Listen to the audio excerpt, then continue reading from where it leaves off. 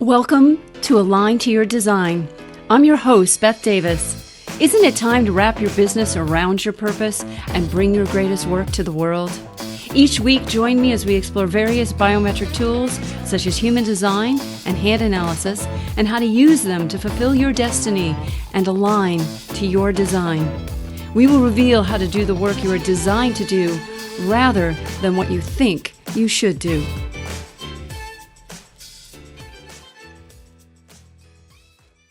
Debbi, thanks for being here today. It is my pleasure to hang out with you anytime. Happy to see you. Mm-hmm. So will you share with everyone what's been happening for you? Because as I've said to you, I consider you a Renaissance woman. Like, I tear up when I think about you. So to be here with you today it really is an honor. It's always an honor to be in your presence. You are such an evolved, kind, compassionate, and quite brilliant human being. And you've been through such a massive transformation over the past 4 or 5 years. Do you want to share with everyone what you've been through and what the cornucopia, as it were, that's come out of that? Yeah, thank you. So much change, tremendous change. And it's about trusting the yes instead of the how, because the how never gets us forward, right?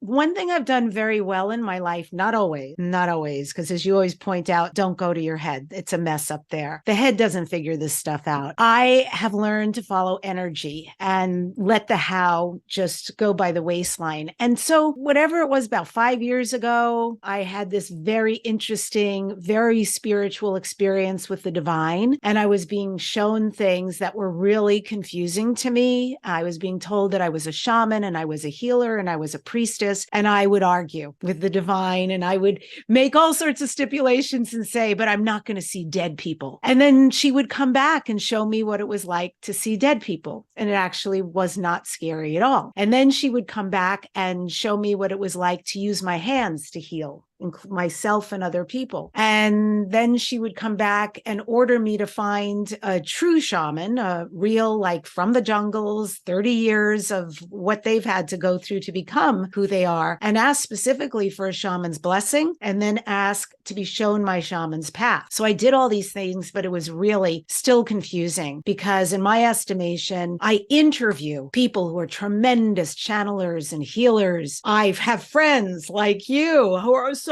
gifted. That made sense to me, but it didn't make sense what they were claiming I was. But fast forward to today, I said yes to a lot of things. I'm so grateful I did. Past life regressions. I also said yes to a 7-month course with Dr. Alberto Villoldo in the Four Winds Society, and I graduated. I do these individual healings with people, private sessions, group sessions. I do medicine music. I'm a singer. And so that has become a piece of my life. It is clear it's going to carry me forward and somehow be woven into the other media visibility things I do. I'm not ready to give those up because I'm madly in love with my clients and because I see their growth and I get something out of working with them. This is a mutual benefit to see, for me, at least, to see them grow and to witness their success. It means a lot to me. So somehow, and again, I don't need to know the how, but just to keep following this energy, it's all going to be revealed. And the other piece is, and this definitely involves you, Beth, 3 years ago, one of my book clients, who is highly psychic, to say the least, said to me,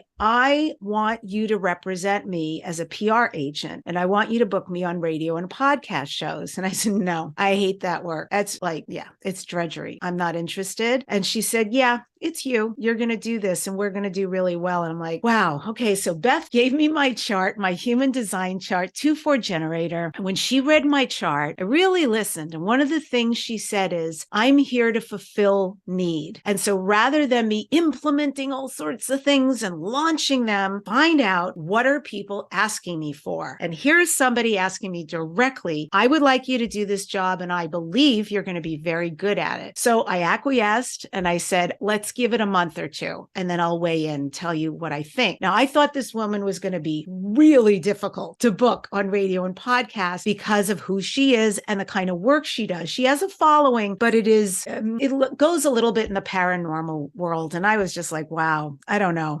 This may not be easy, but I'll try it. So suffice it to say, here we are 3 years later. Not only was I successful with her, she then brought her husband on, who I also thought was going to be very difficult. And we worked together. And then people, without me saying a word. There are people out there who were on my show like 10, 15 years ago, because I've been doing Dare to Dream for over 16 years, who would reach out, also highly gifted, and would say, are you doing PR work? I want to have a conversation with you. And I'm like, well, I don't know how you knew that, but yeah. And I'd love to have that conversation with you because they're in my wheelhouse of who I'd want to represent. So I do very boutique, about 6 people max. And yeah, it's been successful. And thank you for allowing me to get out of my own way, because I never would have discovered this in me. And it's opening up a lot of doors in areas I would not have thought of. So thanks. Yeah, that's a lot of what's new going on. So will you tell us, thank you for sharing all that. I'm really happy for you. What is a priestess to you? Like that energy comes up immediately when you say that. It is a very calm and gentle, but unbelievably powerful creative energy. It is a knowing, no matter what the noise is out there, what anybody else says, of what oneself is and capabilities. And to be a priestess is like being blessed with this unbelievable mantle of capability and possibility. And I think it's one of leadership, and it can take a lot of forms. Some people don't need to be overt, and some people like myself need to be out in front of people, doing the do, being the be, for others to see and be inspired and led and move to create better for themselves and to be healed.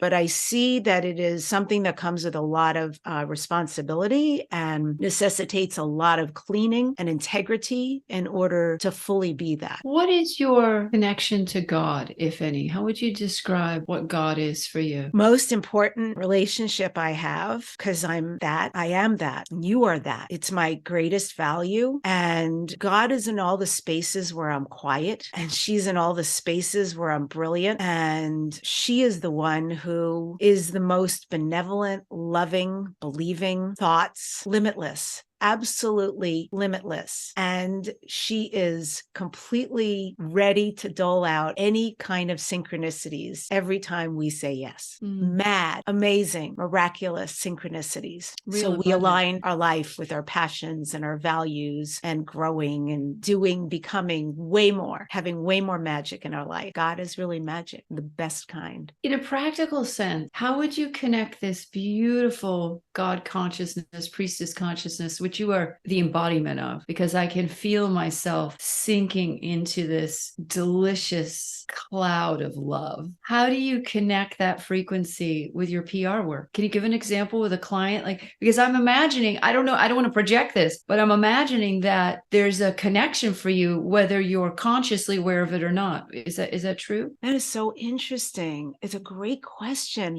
and I have the funniest analogy. When I was young, I was an actress from the time I was very little, well into my adulthood. And so at times when I wasn't getting work, I would be a waitress, right? And then go back to acting and singing, right? High five there. And so I was so good. First of all, I loved being a waitress. I was very good at connecting with people. But where I was exceptional, Beth, is at selling desserts. And why? So I'm just going to call myself out. I was a sugarholic back then, totally not anymore, but I swear, God, anything that was sugar, probably also carbs, like loved. And so because I believed so much in those desserts, like I knew how delicious they were, I sold more desserts than anybody else. Even if I had people sitting at the table going, no, we're full, just a cup of coffee, I would end up just describing this dessert. And it was like sex. And by the time they were done, we'll have one of each. And so I feel that way now. And that's why I really vet my clients, because I totally believe in them. And they are delicious to me. The work they're doing is so important. It's a piece of the puzzle of heaven on earth. And it is my honor to tell people about them to get them out there. And I think that's how it relates to this love and this God sense, because I really do love them. I really have also a friendship with them. And yeah, I believe in them. So it's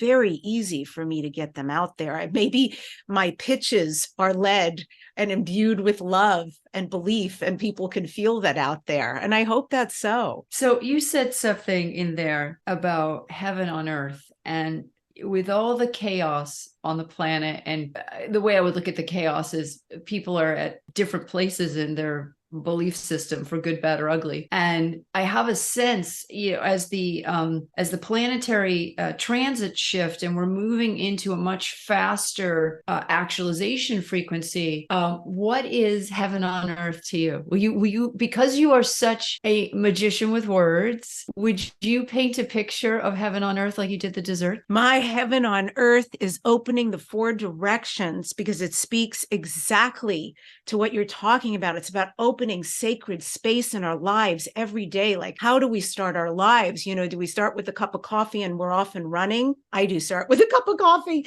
but then I also open sacred space. And what that means for me specifically is I bow, I rattle, I spray my sacred water, my spirit water to the south, and I bring in Sarwakinti. I bring in the serpent, and I say, serpent, help us to release our past, the way you shed your skin, wrap your coils of light around us, aho. And then I go to the west and I say, Atarango, jaguar, mother, sister, jaguar, please show us the way across the rainbow bridge to death. Show us to live impeccably and with integrity and with peace. And then I turn around to the north and I say to the Sarwakinti royal hummingbird, show us how to be still and calm amidst the chaos, amidst the illusion that is only there to be healed, showing its underbelly to all of humanity, not to scare it, but to say, look at what's happening and what needs to be paid attention to. This does not work anymore. Amen. And Royal Hummingbird, please remind each of us to drink so deeply from the sweet nectar of life every moment. And ancient ones, warm your hands by our fires. And thank you to those who have come before us. And we will honor all of you who will come after us. And we want to leave something beautiful for you, our children's children. And to the east, Apuchin, great eagle condor, thank you for teaching us how to fly high above our lives, so we don't get caught up in the minutia and make all the drama real, to instead look down like the great bird upon our lives and see what's really there and all the good, and to pick that piece of destiny that is for our highest good and choose that to become. And thank you for allowing us to fly wing to wing with great spirit and to look down upon the Apus and the sacred mountains we only dare to dream of. And to the great mother, Gaia, Mother Earth, the greatest mother of all, who houses us and clothes us, and to the creepy crawlers, the fin, the furred, the legged, the no-legged, the two-legged, the four-legged, all our relations. Thank you for being our home. Aho. And to Inti Taita, Father Sky, Grandmother Moon, to the great spirit Wakantanka, you who are known by 1,000 names and you who are the unnameable one. Thank you for putting the beat in our hearts. To our star brothers and sisters and great star nations and all of the cosmos who look after us and are ready to have benevolent contact with us. We love you. We are ready for you. We're trying to clean up our acts. We're ready finally to be part of the galactic cosmos. Thank you for allowing us to live one more day. Thank you for bringing us together. And thank you for allowing us to sing this song of life. Aho. That's what it means to me. Thank you for receiving that. It's beautiful. And we can all do that in our own way. You don't need those words, but to connect, we are so interconnected with everything. And we live often as though we're so separate. And it is the greatest lie we perpetrate on each other. And it's also the reason why when there are issues on this planet, we have those issues, but we're interconnected with everything, with Mother Earth, with the plants, with the bugs, with those who live in the skies and other universes, and with each other, whatever color, sexuality, gender, blah, blah. Doesn't matter. It's all choice, right? But it's a beautiful choice to remember we're truly all one. How does the music you create impact you, first of all? Like, what's the music do for you? Yeah, I'm the worst. I'll just call myself out because I have a modicum of of impatience, to put it mildly, and like rehearsals. Well, welcome to humanity. It really shows up. Like we're supposed to Right? rehearse Like, for who things. does it? I don't like rehearsals, but I love the performance because for me, music is channeling love. That's so simple. That's all it is. And I love looking out at the people. We just did a sound bath for a well-known thought leader this past week up in the Redwoods. It was beautiful. I love watching people receive this. Sometimes they cry. That you just see people like just so get relaxed and in their body. Or we're going to do something I can't wait for the one this Thursday. We're performing music. Our band is called Lions of Lyra, like the planet Lyra. And there's a Russian artist. And so she's bringing us in to perform music. And whatever we do, she has a blank canvas. She is painting to our music, whatever comes up. So I'm picking really specific music Yes. to inspire her to create Wow. something amazing. So she's having this big opening, and that's one of the pieces. So we do our music. Yeah, we do ceremonies, we do all sorts of stuff, but it's really about channeling love, bottom line, and it really about showing up for people because you could see when I'm doing my thing and I look at people, I can see what's going on for them while they're laying there and just receiving this or sitting there, depending on what it is. It's just an honor, and it's a beautiful high for me, like a real spiritual high to be able to deliver that. And yeah, I'm thrilled to be doing it. I gave up music, 15 years ago when I started radio and podcasts because it was too much. And I sang in a band and I gave all that up. And when it came back in my life, it's been the greatest. First of all, it was a great surprise. I even had a voice. I didn't know there's so much that surprises me as I get older that I always thought all this stuff shuts down. I always thought you look terrible. You have short gray hair. You're on a little wheeler, you have no voice. I don't know. Elasticized jeans and ugly shoes. That's right. Podiatrist shoes. And it's so Oh. completely, it's all erroneous. It was such a lie. It was our parents' age anyway, but it's not that I'm amazed at. My voice is better than ever. And it's so cool to be doing all of this. In the name of the currently 56 conflicts on the planet right now, from over 10,000 people dead to 10 people dead at the last count, would you be willing to sing us a priestess song? Yeah, of course. Okay. I can play this music. Be still, my child, and look for the light. The doors have opened, and you have arrived. Breathe it in, and then let it all go. You are stronger, much stronger than you know.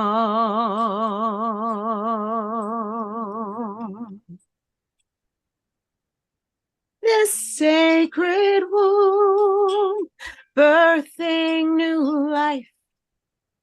It's time to bloom. Open to your life. Feel your power. Root down deep in the earth. Feel your power. You are now giving birth.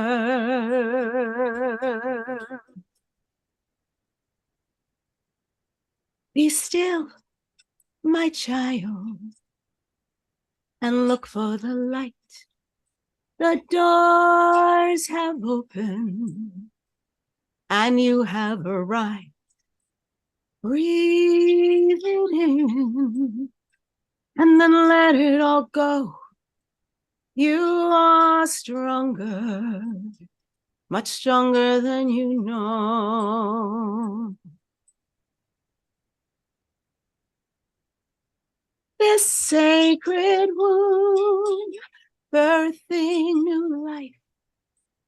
It's time to bloom. Open to the light. Feel your power. Root down deep in the earth. Feel your power. You are now giving birth.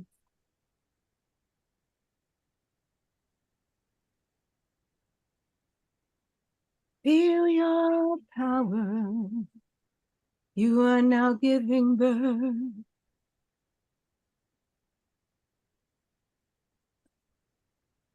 Hold on. You are so, so strong. Breathe in, breathe out. A new life is coming about. Hold on. You are so, so strong. Breathe in, breathe out. A new life is coming about.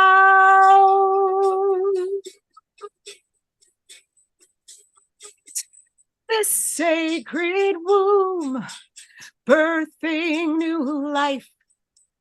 It's time to bloom. Open to the light. Feel your power. Root down deep in the earth. Feel your power. You are now giving birth. Feel your power. Root down deep in the earth. Feel your power. You are now giving birth. Feel your power. Root down deep in the earth.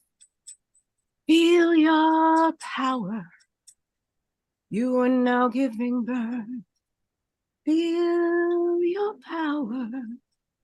Root down deep in the earth. Feel your power. You are now giving birth. Feel your power. Root down deep in the earth. Feel your power. You are now giving birth. Feel your power. Root down deep in the earth. Feel your power. You are now giving birth. You are now giving birth. Feel your power. Connect to the earth. You are now giving birth.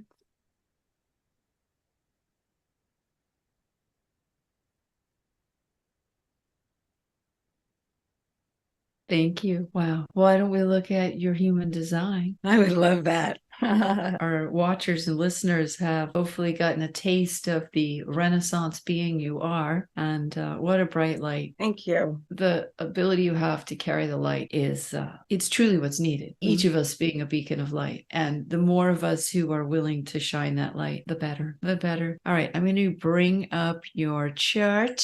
So what is it that you have a question about? And then we'll just dive in. Wow. Yeah. So I guess I have this sense with all this change coming up. And I mentioned to you before we started, I'm speaking in Mexico City coming up, but about things I've never spoken about. So I have a sense of this, something that the universe is guiding me towards, but I would love to know like a grander picture of what might be happening for me now, if that's possible, and what I'm being led to. You bet. So one of the things in human design that I find so interesting, and I'm going to annotate on here, they just keep changing. Those programmers, they just have to stay busy, don't they? Every time I come into Zoom, there's a new format. This here on the chart that I'm circling is called the nodes. And the nodes are the north and south pole of the moon. And what's interesting about your nodes is they have repeating gates. Both of your self nodes on the design side and the personality side are in gate 3. and the north node is in gate 50. So I'll explain what that is in a moment. The upper part of our chart, personality, sun and earth, which is where the sun and the earth were positioned at the moment of your birth, and then the sun and the earth of the design, when the design crystal came in 88 days before your birth, which determines when you'll be born. These positions of the sun and earth in those two time frames make up what's known as your incarnation cross, and that you are the right angle cross of service. So the incarnation cross is the internal architecture of the mission you came here as a soul to complete, according to human design. And human design is a living experiment. So as you embody it, just like you shared, the more you embody it, the more the correct programming in you unravels and can be expressed, right? And it's a living experiment. So we're mutating in real time as we, in a way, accept the design from the universe. And much like the saying of the acorn becomes an oak tree, it doesn't become a willow tree. We have a unique architecture in our DNA that when we understand it, it is truly a circuit board that we're looking at, and it's a mechanism or map for your life. So you are here, and I'm going to clear this, and we'll just talk. What I want to talk to you about is first the incarnation cross and then what it has to do with the node. Because with your nodes being in the same gates, it brings a level of intensity to your path. And there's also some repetition in the other planets. So we'll talk about that in a minute. The incarnation cross or purpose is the internal mission. The nodes is where it gets lived out. Like this is the storyline in everyone's life. These nodes are the moon. The moon dictates your movie. And one thing I know from having almost died a couple times, and now I know why I almost died a couple times, is so I could have this conversation and say to you, when you try to get out of the movie that you're actually supposed to be in, like when the mind takes over and says, no, I want to do something else, life will just keep smacking you back to where your gifts are, where your purpose lies, if you will. And it's much easier if you surrender to it like you have. Like, oh, what if I just let it be easy and let the universe come and show me? And so ideally, that's what we do. We take care of the body over here on the design side. This is essentially the structure of the body. We let the body navigate through life, and that's the structure. And then the spirit of the universe and the earth can work through us and play out this story. So it's quite a beautiful thing. So for you, let's talk about service first. So your strongest energy, and this is true for everyone, is the personality sun. And you're in gate 52, line 2. And I'll talk about that in a moment. So the personality sun is essentially your life's work. And it's what people are drawn to in you. And gate 52 is very interesting because it's stillness. It's the ability to be still and know. It's the ability to put people into a meditative state like you've been doing this whole time we've been together today. Your energy just, I can feel it like deepening me into my body, deepening me into gratitude, deepening me into reverence. And so when you walk in a room, you bring a frequency that causes people to become more still and more centered. Now, not everyone's energy does that. My energy tends to make people's hair stand on end. I'm a catalyst, right? So I'm like, I plug you in and you're like, and then, but your energy is like, be still and know, come inward. Let's get quiet. Let's center ourselves. So your brand really is the stillness, and it's a line 2. And what's so interesting about line 2 is line 2 is mesmerizing. Line 2 is beauty. Line 2 is hope. Line 2 is the messenger.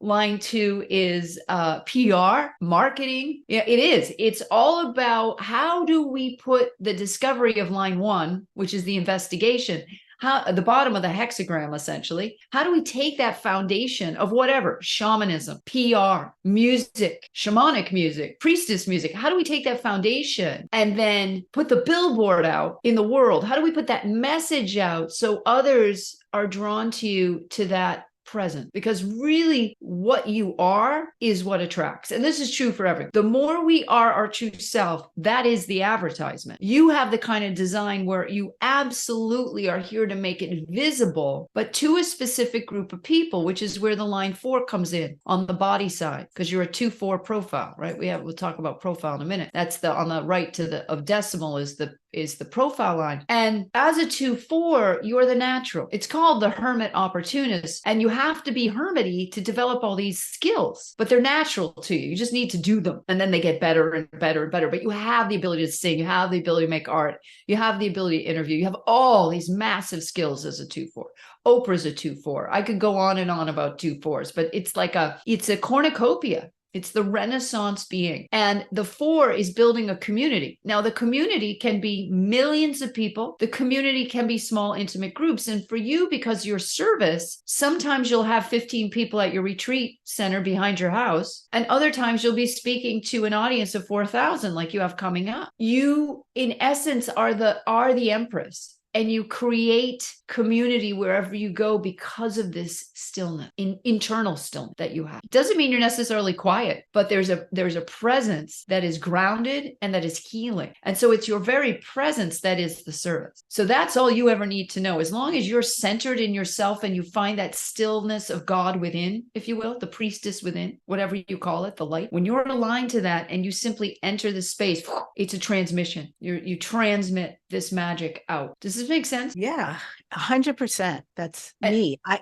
may ask you a question about, sure, because certainly. I've always thought these 2-4 is fascinating, this duality, hermit, yes, duality, and opportunist that you described. It also shows up, it's all over even my astrology, numerology, and so forth. And so this duality creates something interesting in me. And I will use speaking on stage because that's a perfect example. It doesn't show up everywhere, but that's one place it really does, where the hermit's like, I don't want to get on stage. I don't want to do this. And I've just been given like unbelievable opportunity on so many levels, what this has created and is creating. And then the part of me that's Leo rising and Aries career and blah, blah, all of this is, and also this 4 is like, no, we're going on stage. So how would you recommend somebody like me who has this duality find peace between these 2 pieces so that we can do the work we want to do? Well, it's interesting. The first thing I'm getting intuitively is I'm going to look at your ego here. Notice how it's white. It's an undefined ego. You have 2 gates off of it, but they're hanging. So you've got the gate of the huntress or the princess. Like gate. I have it too. Gate 21 is the princess or the huntress, and then you got gate 45, which neither of us have, which is the king or queen. So the huntress is like the CEO that like manages resources, and the 26, which is I don't have, is the deal maker. So you've got the huntress and the deal maker off your will, but your will is undefined, meaning your shadow energy would be feeling like you have something to prove. And it's very important for you to go into any situation with no expectations. Mm-hmm. It's your sensitivity in the approach that's the magic. Okay. It's your sensitivity and approach. You're very sensitive to the other. Mm-hmm. And when you approach the other or you approach the energy of the crowd, so think of the crowd as one being, because when a crowd comes together, everybody's human design clicks in. Mm-hmm. And you have one entity. Mm-hmm. That's why groups are either transformational for humanity or they're a mob, because they become one mind. They become a hive mind. And so the hive mind is dictated by the leader. Now, the leader's always rotating, but when you step on stage and you have the mic, now you're the leader. It's like hand the mic. That's like you're the leader, and you're talking and you're singing and you're meditating, whatever you're doing with the group. So the thing for you to remember is that you have nothing to prove. You're a vessel of service. Right? Your body is the lighthouse, the moving lighthouse for the light to come through. And so when you step into the room, it's you that sets the intention that moves the group, and you become one in service to the group. So when you step on stage, I would encourage you just to tune in with your sensitivity. Well, ask yourself, what does this group need today? What do they need right now? Right? Because need is a thing for you. And so if you're always tuning into the need, that's the person who is bringing their gifts to the community rather than being the extractor trying to get the opportunity from, right? And that's what we all have to learn in life, is that balance between our own needs, right? And our own self-efficacy and agency and being of service to the other. And that's the tension in your life, because you need your hermit time to develop your craft, your gifts, but then you've got to share them with the community, but that community needs to be safe and willing to receive what you bring, because unless someone's at your level of awareness, they're either going to tune you out or run interference, neither of which is helpful to you. So I would say to you, just be very, very selective about where you share that stillness, because with a group that's receptive, whether it's 15 people or 4,000 people or 400,000 or 400 million, and you have that capacity, it's having that that awareness, like, oh, I am here to be the energetic that brings the group together in unity. That's the service, right? Because service is about getting people to work together rather than being at odds. So did that answer your question a little bit? Hugely so. Okay. And here's the other thing. Let's talk about the nodes. So you've got the North Node and gate 50. So as of age 43, we move into our North Node, essentially. And the nodes is where the whole thing plays out, because the nodes are the environment and the people in it. And you have 50 and 3. So 50, gate 50, and I'm going to clear this and just zoom down a little bit so I can show you. So gate 50 in both your North nodes and also in Jupiter. Okay. So you get gate 53 times. Gate 50 is called the cauldron. And what gate 50 is about is our values. It's our values. What do we value? And when you have gate 53 times, you are here to essentially establish a new law, a new set of laws on the planet. It's kind of like Moses. I mean, don't let your ego attach to that, but it's kind of like Moses. It's like, I spoke to God, and here's what will help the tribe function better in this new world we're creating. Right? So some of the thing about gate 50 is what laws remain, which ones go, which laws actually support the most people, which laws ensure that the young of the tribe, the children, the progeny, can grow up to be functioning and happy members of society. Because if we don't establish those laws, we're lost. We're absolutely lost. And I think that's why humanity is so lost, because right now there's all this talk about children and babies. And I keep recording videos to rant about this, and I keep not posting them because I'll say it right now. I'm like, babies? Really? Suddenly everyone's interested in the babies, and 19,000 babies a day die of mostly preventable causes. And now we care about the babies. And that's really, to me, the issue is like, until we as a society realize we need a society that nurtures children, like First Nations and Indigenous people do, like they keep that child close. Their number one priority is that child feels loved, deeply loved. And when the conquerors came in and met these people, they're like, spare the rod, spoil the child. And they started ripping children away from this embrace. Right. Yeah. And that's the wound, the trauma in all of us is not being parented properly and not being loved, which creates all the trauma, all the personality disorder, all of it is from that core wound of the parent and the child not bonding. And so your energy is, how do we create a world where love is the priority, right? Love is the innovation. And then you have 3, which you brought in, which is that you came in as an innovator. And one of the challenges for you in life is always having to wait for right timing. Because if you yourself try and force it, you're screwed. Yeah, you're screwed. 100%. You'll injure yourself. You'll get physically ill. You'll lose all your money. You'll have problems with people you didn't even know would be a problem, right? It's like everything explodes if you try to force it.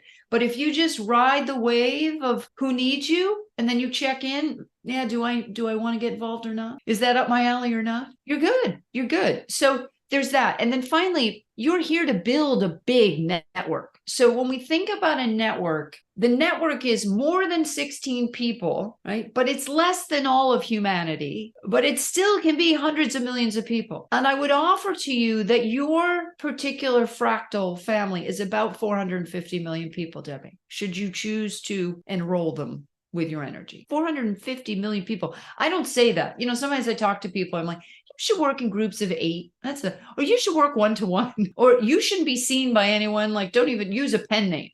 But you are here to teach sensitivity to humanity, sensitivity to the other, sensitivity to the approach, sensitivity to the senses. In many ways, you are a highly, highly sensitive being with an old mind in a new light. And that's quite a trick. So you've got a strategic mind. You know how to get shit done. You know how to plan. You know how to give people strategy. Like I was saying to you before I hit record, when you did my PR plan, I was completely gobsmacked. I was awestruck that you knew me so well and that you did the research and you gave me like 10, 15 pages of a plan, which now however, 4 or 5 years later, I'm now ready to implement. It took that long for me to be the person who could implement your magic. Do you know what I mean? So I want to say this because of course I have another call and I want to keep talking to you all day. So we'll end it here, but suffice to say that what's being lived out in your life is that you're an innovator of the highest values to lift humanity up. And that's your service. That's your service. You are the service. Do you get that? Does that make sense? This timing was so perfect.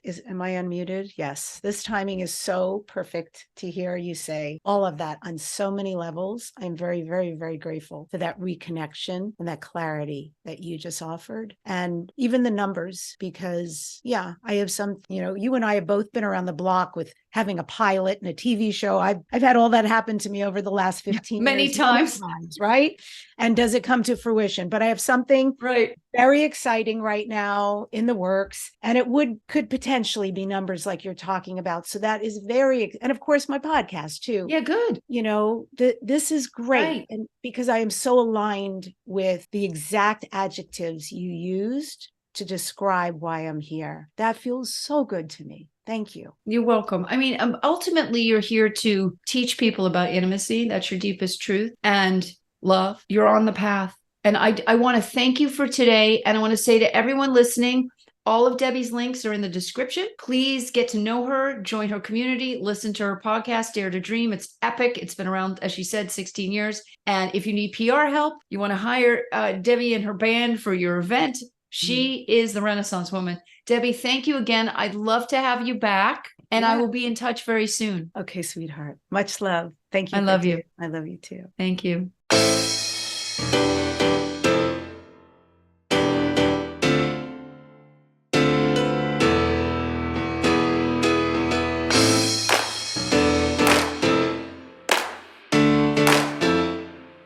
I hope you enjoyed this episode of Align to Your Design. If you did, please grab my free report, Business by Design, at yourpurpose.com, and then join our Facebook group, Align to Your Design. See you next time.